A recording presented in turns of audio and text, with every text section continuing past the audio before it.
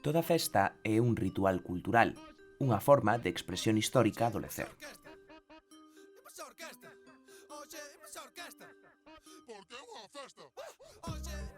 Precisamente, hai quen di que contraposto a este está o traballo, entendéndose como dúas partes necesariamente interconectadas. Con todo, a festa vive fora de todo análise e cálculo e vai moito máis alá. En cada casa, cada festa vive nun mundo propio e paralelo. Aparece de forma espontánea ou calculada e cíclica. Desaparece por largos períodos de tempo ou só toma forma dun sorriso. E como cambian os tempos, novas formas de ser, estar e parecer son inventadas, usadas e superadas. Hai tamén quen di, como Dumacedier, que o ocio é unha cousa relativamente nova, inserida no marco da modernidade europea e nas sociedades posindustriais. Aquí temos a idea establecida de que o lecer, a festa, son eses momentos nos que non pensamos na lista da compra, en exames, eventos ou estándares.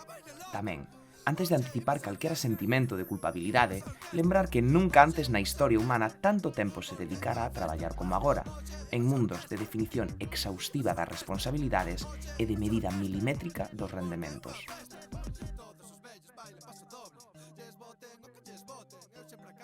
Incorporando este esquema aos campos artísticos, é dicir, ter que buscar unha productividade de toda cousa que fagamos, atopamos a idea de que a poesía non deixa de ser unha ferramenta de axitación social ou, como moito, catarse de emocións negativas.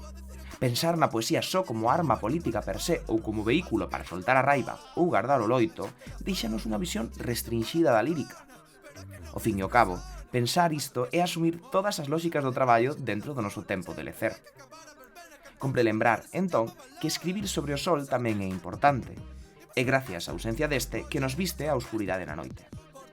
Así, a poesía cumpre unha función de maior alcance, describindo sentimentos compartidos que non somos quen de poñer en palabras ata que alguén, neste caso o poeta, levanta a man.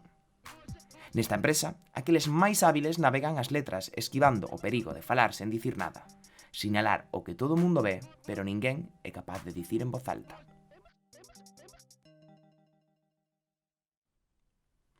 Hoxe vestímonos de festa e revisitamos Bebedeira, o primeiro poemario de Florencio Delgado Gurelán.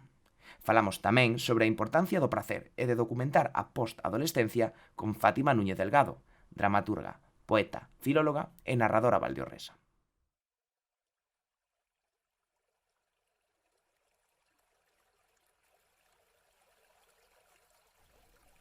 As penas gardas civís, o río Sil lévano preso.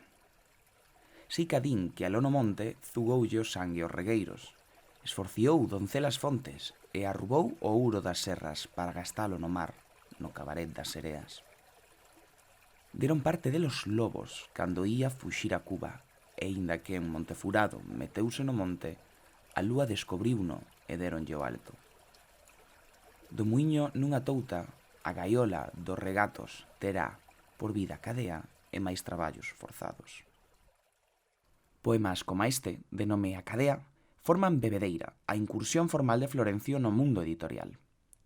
Esta é a primeira obra asociada ao seu nome e vencella ao comezo da súa traxectoria artística, sendo o punto de partida de toda análise da súa obra.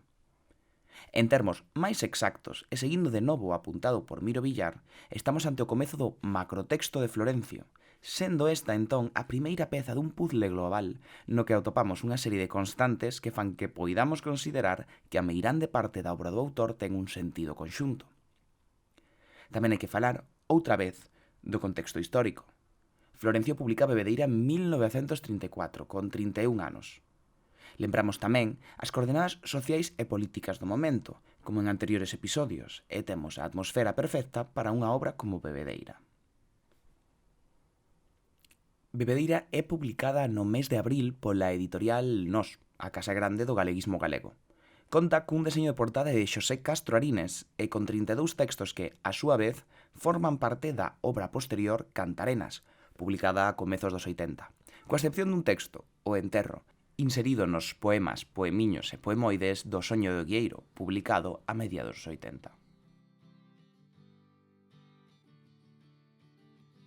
Esas voces que din que non te cruces sonche dos señores que viven atrás das luces. Nin puto caso, o os tipos eses, imos armar a festa que te mereces. Xa me coñeces. Facendo por entender a obra dentro do seu momento literario, Ricardo Carballo Calero, Te quiere el mundo entero, asocia a obra de Florencio a de nomes como de Luís Amado Carballo. Como recolle Xosé Ramón Pena na obra poética editada por Xerais e en palabras do mesmo Carballo Calero, estes versos cheos de risos vendimiais, de obsesión pánica, versos dun anacreonte ou teórcrito galego, opulentos e sensuais, pictóricos, como un Rubens ou un Tiziano Ribeirán. Están escritos nunha lengua enxebre e ricaz, que deixa un zume mesto e ledo como sacios do barco de Valdeorras. Así, falar de Florencio é falar tamén dos seus compañeiros da que se chama a Escola Ourensá. Manuel Antonio, Bouzabrei, Cunqueiro, Blanco Amor e o mesmo Carballo Calero e Amado Carballo, xunto con Norega Varela e, sen esquecer, pois tamén, entre as súas influencias, a nosa poeta nacional, Rosalía de Castro. A obra de Florencio ven a ser comparada en algúns sentidos coa de Federico García Lorca, considerado como posible persoeiro das letras galegas deste 2022. O denominador común dos nomes mencionados atópase en parte no uso dunha serie de formas e temas comuns. O ilozoísmo, textos de influencia amado-carballana e que, segundo aqueles que saben da lingua, forman parte dun movemento de vanguarda enxebre. En palabras de Xosé Pena, o que se buscaba era crear unha estética nacional para os novos autores, construída nas liñas do ultraísmo e brindando unha nova dimensión á paisaxe partindo dun ruralismo animista que non tiña precedentes. Neste sentido e desde os ollos do presente, hai quen pode pensar que dirixir esforzos a tal tarefa, a de achegarse á paisaxe, pode entrar na categoría de poesía menor. Unha vertente de pouca utilidade, quizáis, amable ou desconectada da realidade. Con todo, e como apuntábamos ao comezo, a poesía é tan necesaria como a vida, e entender a vida como un espazo sen momentos de bebedeira ou de festa é máis un hot take emo-depresivo que unha crítica literaria con solidez. Ao fin, Bebedeira pon sobre a mesa que tamén é labor da poesía contar os vos momentos, ou os que parecen vos momentos. Malia todo, Bebedeira presenta tamén temas universais, importantes e trascendentais, e nas súas páxinas atopamos posicionamentos estéticos, vitais e políticos, implícitos e explícitos. É dicir, que falar do monte ou da troula vai máis alá dos paxaros e do viño. A poesía pode ser seria e tamén pode dar a risa, pode ser difícil e aparentemente sinxela.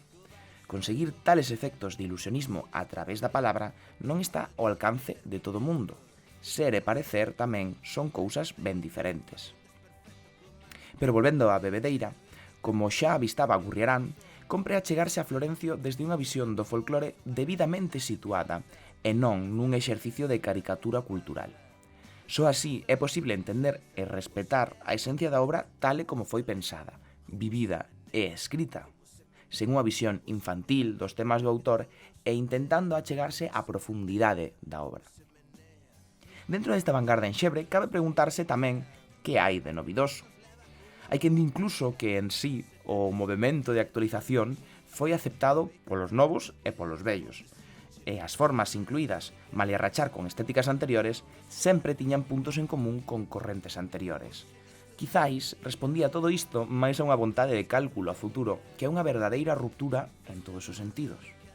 Con todo, quedamos coa idea da paisaxe como unha auténtica sustancia, como un tema valioso, que aparece pois por primeira vez e con decidido pulo na obra destas autoras.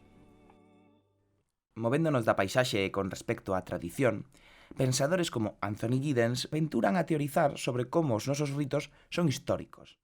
Hai quen incluso pon data de caducidade a toda a tradición sen utilidade social. Arredor dos 150 anos de repetición rutinaria, o esforzo perece polo custo cíclico de representar a mesma actividade sen fin último. Hoxe falamos de botellódromos, de clubs e de after hours, e as nosas formas de festa son moito máis globais, que non por iso menos propias. En Bebedeira, Florencio conta a historia da súa contorna, unha historia persoal e narrada desde a vigorosidade sanguínea, con anacos de faiscante plasticidade, seguindo de novo o criterio de Carballo Calero. Daremos agora un paseo lírico polas letras de Florencio e recoñeceremos os principais temas desta Bebedeira. Por comezar por algún lado, as estacións cobran o protagonismo en todo o libro a través do frío do inverno. Pódese ver coa chegada da primavera en San Xosé ou incluso benvindo o sol do verán no San Xoán. Aparece tamén a matanza de forma figurada e os maios de flores cubertos, vestidos de verdes camisas e cos botóis de amerodos, pelexándose co vento. Aparece o monte, non como categoría baleira, pero como espazo de vida e dinamismo no que apreciamos a testa de Manzaneda fumando o tabaco das bouzas tras un incendio. Aparece a festa cando no ceo do folión dan clases de xeometría.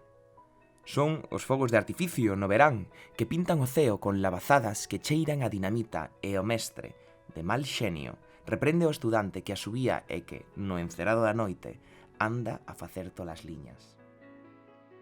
Atopamos tamén unha narrativa cristiá, moitas veces da man da vendima, de agradecemento e louvanza a Deus, e liña co catolicismo practicante do autor, como no seu himno ao viño. Aí, Florencio sinala o viño como unha vía de escape, terrena e espiritual, para a dor desde a súa fe. Así escribía Florencio sobre o viño. Por nos redimir, Cristo o sangue deitou. Aquel sangue mouro acio o aparellou, na vindima, nova e leda paixón.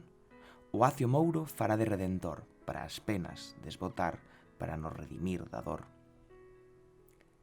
Aparece tamén o amor, as primeiras emocións, os primeiros bicos, entender o mundo. Tamén atopamos o prazer, camuflado de loito no poema de título O enterro, en o que os 12 beizos son cadaleitos para os bicos gardar. E en forma de pregunta retórica, Florencio cuestiónase como non hai de matar os meus bicos na túa boca se von enterro an levar. Entre tanto rebumbio, Valdeorras cobra un espazo central, como cunha aura edénica. Isto non é só unha teima de Florencio, militante convencido na apreciación á súa comarca. O mesmo Manuel María apuntaba a Valdeorras, esa terra sinxela e barroca, como o lugar onde tivo que estar o paraíso. Conxugando todos os temas mencionados, Florencio escribe 10 cousas de Valdeorras, no Brán, comezando polas vidras. Ledas mozas churrusqueiras maquilladas de sulfato sorrinlle o vento coquetas. O vento, varil mociño das festas, mercou na tenda do Souto o seu perfume de candeas. A fonte, que chouta por entre as penas, ven, ca súa cara lavada, a ensayar a muiñeira. A cobra quere poñerse morena e toma baños de sol por andar a derradeira. As nubens, enamoradas da serra, andan a buscarlle as voltas por ver de apalparlle as tetas. O monte amalloa as chancas de pedra cos amallós dos regatos e ten que porse en crequenas. O carro, colombo cangado de erva, ven por amostrar os folgos cantando unha cantarena. A vaca, cos 2 puñaes da testa, o puñelar a serán faille feridas de estrelas. A lúa veu de cubita a outra feira e anda botando la plata no café das carballeiras. E por último, as coitadiñas arrás que a volta del rei anceian, teimosas, pídenlle a Deus o triunfo das súas arelas.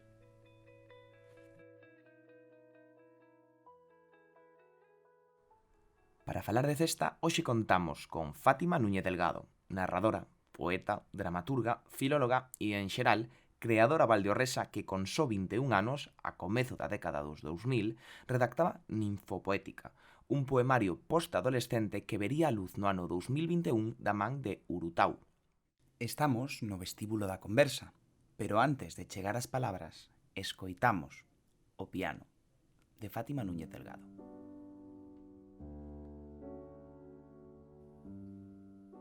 O meu xeonllo esquerdo non se esquece de ti. Mans de pianista e beizos de escultura grega. Unha peli de terror nun coche. Ventás nubradas pola noite estival. A suor que se adira a unha pel de rubor transparente, antibronceada, e esforzos autoprogramados, cando a vontade dos corpos é a mesma, a acción de matar. Verbas de autoinculpación, que cospen no teu cuspe. Son parvadas de borrachos, pero canto pracer se comprende nun segundo de vida. A túa foto nos meus vaqueiros esperta meu instinto asasino. Excítasme, unha calor instantánea que se canaliza en desmaio, mareo asfáltico e desorientación nunha praza familiar. A espera anula o tempo, faise eterno. A impaciencia choca dente contra dente ata que a víctima aparece.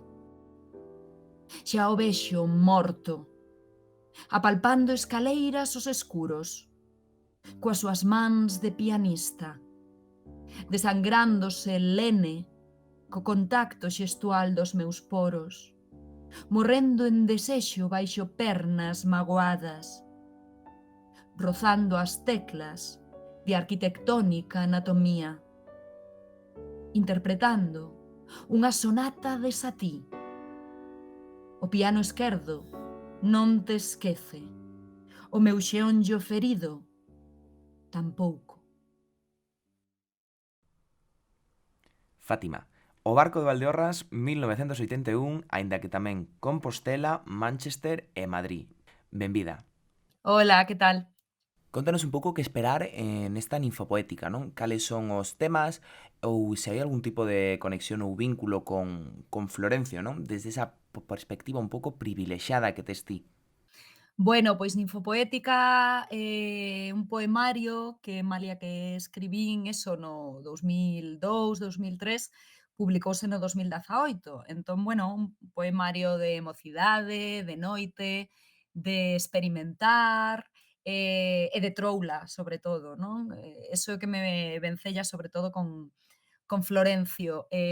Dicían na miña casa, non? Na casa da familia Delgado, que Florencio, pois que era que lle gustaba moito a festa, cantar, reunirse cos amigos, e gozar, non? Gozar do viño e da noite. E un pouco, pois, Ninfopoética recolle iso, non? Non sei se temos nos xens, a familia Delgado, eso que nos gusta moito, pois, a música, a festa, saír, e disfrutar. Entón, todo eso, eses anos de mocidade, pois son os que recolle Ninfopoética.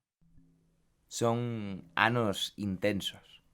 Eu quería saber tamén como foi o proceso de revisitar os textos case 2 décadas despois de que fosen escritos. Nese proceso de edición houbo algún intento de actualizar ou de modificar os textos coa visión da adultez ou como foi, non? Tamén volver a topar con todas esas vivencias un pouco soterradas na memoria. Pois mira, eu estes textos, sí que os recitara, porque teño unha parte así grande de, bueno, de poeta escénica ou poeta oral, chámalle como queiras, e si os recitara, pois nesa época, alí no barco, na sala baranda, fíxate, que fixéramos unha especie de recital chamado 2 por 1 con outras amigas e poetas, e dende aquela non volvera a eses textos de Ninfopoética ata o 2018, cando a editora Urutau pois, fixo un chamamento para textos poéticos, inéditos, non? E o primeiro sentín un pouco de non me gusta dicir a palabra vergonza, porque non podo sentir vergonza do que escribín, sabes? Pero sí que, un sentimento de pudor, de decir, a que escribía era esa Fátima moza, despois, tantos anos despois, a Fátima xa adulta, non? É a que vai publicar este libro, a que vai defender o libro e a que o vai poñer en escena, non? Coa miña voz, o meu corpo e con música, non? Que como me gusta recitar a min. Así que tiña sentimentos, un pouco encontrados, de dicir, non sei se isto me representa, porque é outra etapa vital totalmente distinta, pero á vez sí que me sentín, pois, feliz de facer público e de facer gala desa mocidade que eu vivín e desa, capa que forma parte de min, non, da adulta de hoxe. Entón, bueno, pois ao final pois foi unha grata sorpresa que se publicara, porque non contaba eu con tiña textos moito máis novos, máis recentes, e bueno, inda que, sempre que leo o que leva tempo escrito, gústame revisar, a veces reescribir, pois en Infopoética, deixei bastante, por non decir menos algunha corrección lingüística, deixei bastante o texto tal e como estaba, porque non quería modificalo coa miña visión de eso, da Fátima adulta. Entre tendencias expresivas de vanguarda que as hai, atopamos pois non só variación lingüística con fragmentos en 3 idiomas, senón que tamén hai unha viaxe física entre diferentes lugares. Son escenarios de cambio, que teño eu por aquí apuntado da festa da mocidade, da intensidade da presa. Como é esta traxectoria? Como chega a ser? Sí, efectivamente, é dicir, o poemario ninfopoética é unha viaxe tamén, non? Unha viaxe física, e unha viaxe artística e vital. Partimos eso do barco, das miñas orixes, do río Sil, das noites de troula, eso, de festa nos garitos do barco, do outro lado do río, da pasarela. Tamén os meus anos universitarios en Santiago, a Zona Vella, pois todo ese descubrir, tamén as poetas, non, que me inspiraban a min para escribir, non, pois Lupe Gómez, Yolanda Castaño, Olga Novo. E despois, de súpeto, eu estudiei filoloxía inglesa en Santiago e márchome a Manchester. Entón, eso xa é, pois, unha ruptura, un cambio brutal, non? Pasar do barco de Santiago a unha cidade como Manchester, pois para min eso sí que me abriu, distintas vertentes na miña vida, porque Manchester é unha cidade, pois, industrial, non? Que foi das primeiras na Revolución Industrial Inglesa, que ten ese pozo das fábricas, do ladrillo, escuro, pero á vez é unha cidade que pola noite, brilla, porque é unha cidade moi musical, hai moito concerto e hai moita vida underground, moita festa. Entón, para min eso foi, pois claro, pois imagínate, non? Eu, incluso a nivel poético, non? Descubrir, pois, cousas novas e romper un pouco esa inocencia que eu tiña. Ao final, o vir dunha vila pequena e estar nunha cidade pequena e cambiar de país, de idioma, pois faiche espertar en moitos aspectos e faiche espabilar, non? Para min o ano Erasmus foi un ano de espabilar, de independencia e descubrir que o mundo non acaba en Valdeorras, non? Inda que sempre volvo a Valdeorras nos meus poemas, pero bueno. Precisamente neste libro, en Infopoética, trátanse temas como a relación novidosa entre o risco e o prazer, ou a exploración da mocidade. E desde aquí, pois animamos a que este experimento poético, se se lle pode chamar así, chegue ás mans das que escoitan este podcast. Pero bueno, mirando o futuro, non? Contanos un pouco, Fátima, hai novo poemario á vista para o verán de 2022, ten por nome Paleontoloxía e ven editado por Xerais, non? Conéctase tamén, por suposto, con Florencio. Como anticipamos un pouco a saída deste poemario? Hai nervios? Como nos sentimos? Xusto, ademais, que coincide, non? Pois co ano das letras para Florencio. Bueno, a verdade é que estou moi contenta que coincida eso, que coincida publicar este poemario novo que levaba, pois, tempo escribindo, coas letras de Florencio, porque o poemario Paleontoloxía está moi relacionado, non, con Florencio, un pouco, non sei se chamarlle como a miña resposta á súa poesía, sempre pensando dende a, bueno, a proximidade que teño con Florencio, porque eso, pois, era o padriño do meu avó.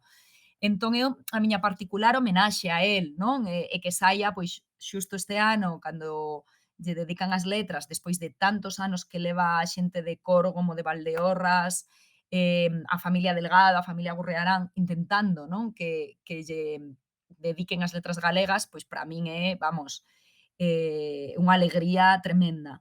Entón, Paleontoloxía, xorde hai anos, escribindo un pouco sobre eso, sobre as miñas orixes, non? Sobre Córgomo, sobre Portela, que era de onde proviñan os meus avós, sobre que significa toda esa paisaxe, que significa toda esa cultura, non, que temos de vendima, tamén de disfrutar, de familia. Eu o que fago, e por iso o título, non, é como, bueno, escarbar na miña terra, escarbar nos osos dos meus devanceiros, para un pouco, descubrirme a min e atopar quen é esta Fátima do 2022, non? Entón, pois os poemas que se poderán ver e ler, espero que recitar, non, porque algo teño que facer a nivel escénico, con paleontoloxía seguro, pois son un pouco eso, esa arqueoloxía familiar, non? Esa homenaxe bueno, á poesía de Florencio, pero tamén a poesía e a lingua que os meus avós me transmitiron, non? Entonces, bueno, a verdade é que teño moitas ganas de que saia á luz e de compartilo. E pola información que teño eu, non, Paleontoloxía é só o comezo deste ano de proxectos, porque tamén ven polo camiño unha actualización dos versos de Florencio a través da música electrónica co traballo do artista Baby Cats. Pero por agora, se che parece, Fátima, antes de recomendar a todo o mundo que por favor vai agora mesmo a todas as redes sociais que existan e as que non, que tamén as inventen, te sigan, quedamos, se queres, cun poemario desta paleontoloxía, non? Unha primicia para o podcast, pois nada, a palabra é túa. Cortouse o Jorge, coa navalla da vendima, esa que gardas no primeiro caixón da cociña. Cortouse, e o sangue tinguiu de vermello a toalla, luxou os acios brancos do godello e da treixadura. Cortouse, e pensamos que ía perder a man ata que chegastes a urxencias. Antes, os cativos non apalpaban as cepeiras. Procuraban os vagos perdidos que caían ao chan. Gardaban eses minúsculos privilexiados como se fosen perlas de Mallorica. Os homes levaban ao carrelo os cestos cheos de suor e froita proibida. Algunhas mulleres paseaban os pés espidos, doce abaneos sobre as uvas, cando non había trilladora. Na adolescencia odiabamos madrugar a pesar da propina. Era traballo de alto risco, sobre todo se coincidía coas festas do barco. Durmiamos un par de horas. A resaca aínda palpábel, e algunha de nós case vomitaba na viña. Cortouse o Jorge, naquel setembro húmido, e a enfermeira púxolle un apósito sen máis. Nada de puntos de sutura.